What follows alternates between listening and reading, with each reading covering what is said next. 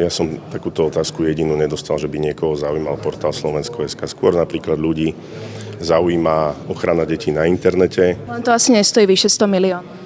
Ešte raz, pani redaktorka, odpovedal som a Do štátneho portálu sa tak majú čoskoro investovať milióny. A my sme sa pozreli na to, ako sa to zatiaľ robí v menšom. Zo 7 zákaziek vyhral Globaltel, teda súčasný dodávateľ Slovensko.sk 6. Nie len, že sa tu točí ako keby pre nás známe firmy, tie oslovené firmy, oni vlastne spolupracujú na iných zákazkách. Tak je dôvodné podozrenie, či nedochádza náhodou ku kolúznemu správaniu. Bol to práve minister Migal, ktorý hovoril o tom, že Slovensko.sk to je jedna predražená hanba. Ja sa teda pýtam, že prečo túto predraženú hanbu zase on sám živí tými istými firmami. A keď vidíme, že Globaltel získava aj takéto menšie zákazky, tak otázka je, že či tam nie je riziko, že aj tieto môžu byť predražená hanba. pozývam vás, pani redaktorka, na ministerstvo, poďte sa vedľa mňa posadiť, prevezmite zodpovednosť a poďte to vyriešiť.